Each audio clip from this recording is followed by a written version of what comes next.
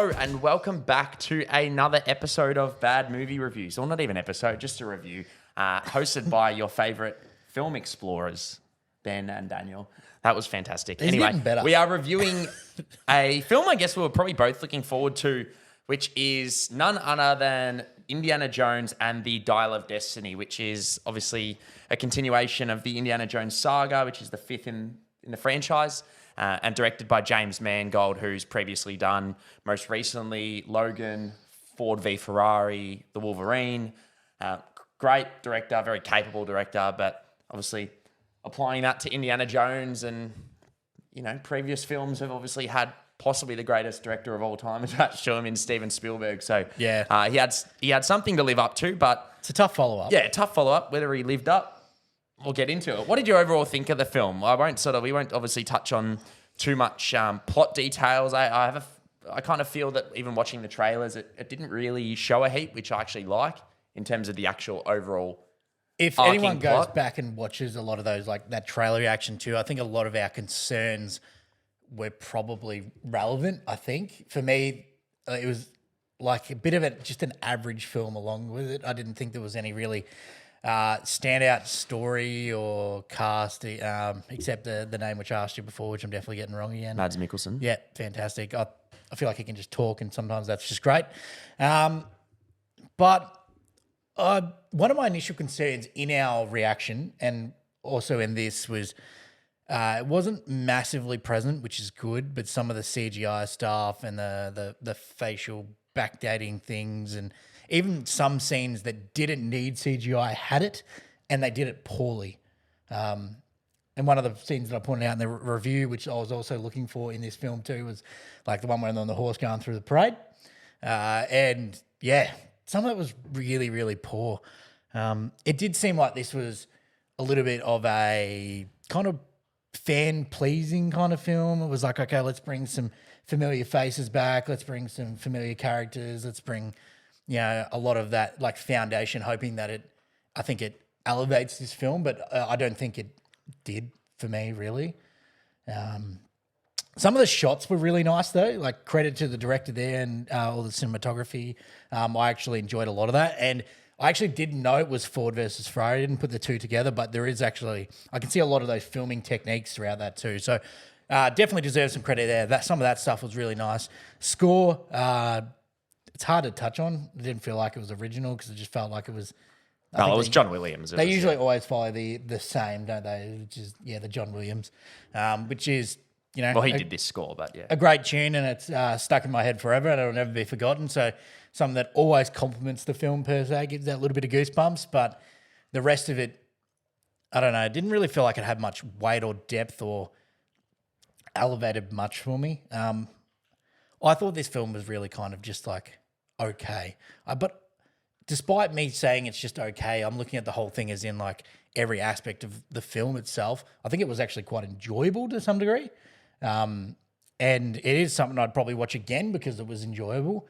But it did fall a bit short on like, I guess, kind of the main characteristics of what made the other films pretty great. And we always talk about the 3 Bs, bigger, bolder, better. And I'm not sure it did any of that for me per se. It's definitely bigger. Don't know if it's bolder in terms of storytelling or better, but no, it was the same definitely thing a bigger again. Scale. Also, I didn't realize how short like the time difference was between all the films, because obviously you know that the other ones are based during like World War II, that kind of era, and then he's aged 55 years, but then it's only like 30 years in the future. So some of that for me was like I know it's just because he really wanted to play his own role again, but it did seem a little bit misplaced. They could have jumped a little bit further in time. But I understand why they chose. I don't think they ever really showed what time it was. It just makes sense. It's just like, I thought it was like early 80s, 90s, which would be a good 40, 50 years anyway. Well, that was based on the astronauts coming back. So that's 60s, 70s technically. Oh, sorry, yeah. That would be, 78, no, 60. Late 60s. Yeah, I think. And the other ones were World War II. So anyway, it's look, yeah, it didn't pull away from the film. I can understand based on the plot how that is relevant, which is good. But Yeah, it kind of just fell short for me in a lot of things. I didn't think there was any spectacular acting altogether. But I'm not sure where else to really go with this, so I might just throw it over to you because I feel like my brain's just not pulling it all together. Kind of like how I felt this film was. I agree with you on some aspects, but then I actually disagree in certain ones. Good. I agree with you overall for the film. I thought it was the risky thing with Indiana Jones, as I touched on.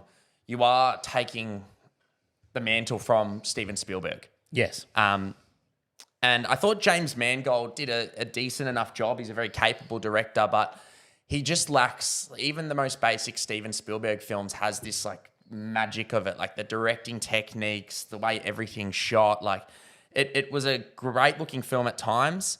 The de-aging was really poor. I think they've like...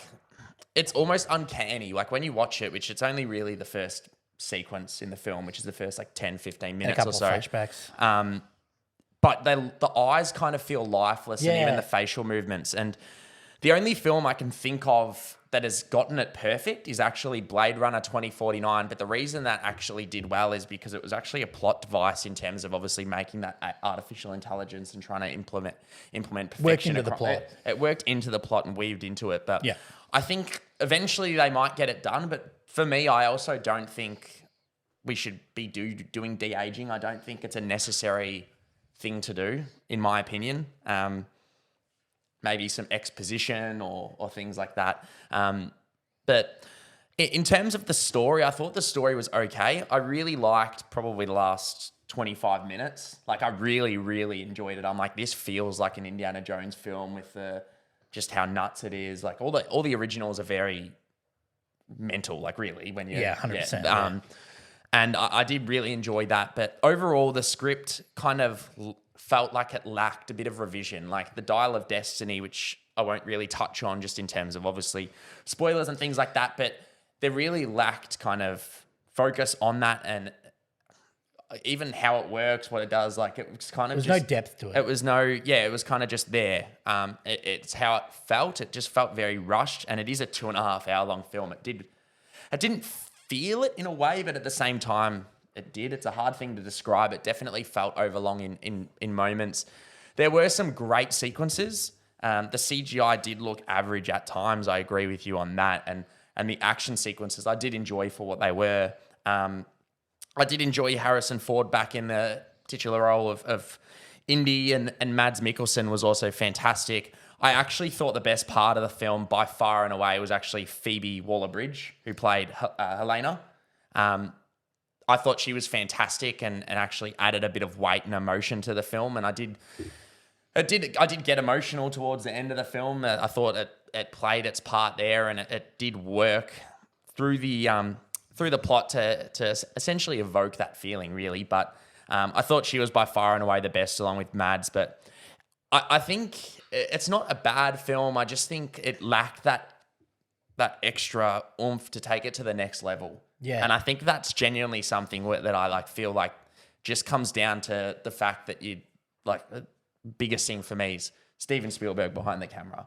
Like Kingdom of the Crystal Skull did kind of get hate for it when it came out. I think in 2008 or around that time. Yep. But watching it back, it's just mad and good.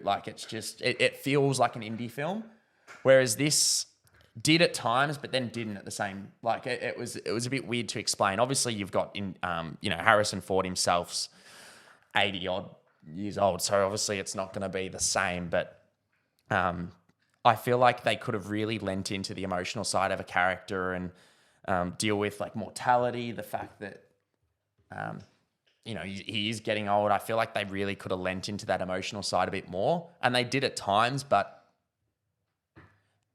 realistically, he's versing Nazis that are 30-year-old and quite fit, and he wins. It's a bit, how you going? A bit far-fetched. It's a bit, which it's not necessarily a fully realistic film, and they never have been. They've always been nuts, but it's it kind of does take you out. And I don't think the film did a good thing by starting with a de-aging scene to begin with, because it immediately took me out a little bit. Agreed completely. So it was hard to kind of draw me back in, but I did think it had good moments. By far and away, I don't think it's the best one, by any means, but I thought the cast was good. Certain certain shots and directing was enjoyable, and the overall story I think was okay, but then I think it really tied up in the last 15 minutes. It did evoke some emotion from me, and I did enjoy how nuts it did get. And I was like, fuck, I kind of wish the whole film was like this, because they really only upped the ante in the last, almost a little bit too late for me. Yeah, definitely. But other than that, like, I think it is an enjoyable time. I do hope it, makes money. I know Harrison Ford, he's like passion. Like, when you watch his interviews about Han Solo, he's like, I don't care.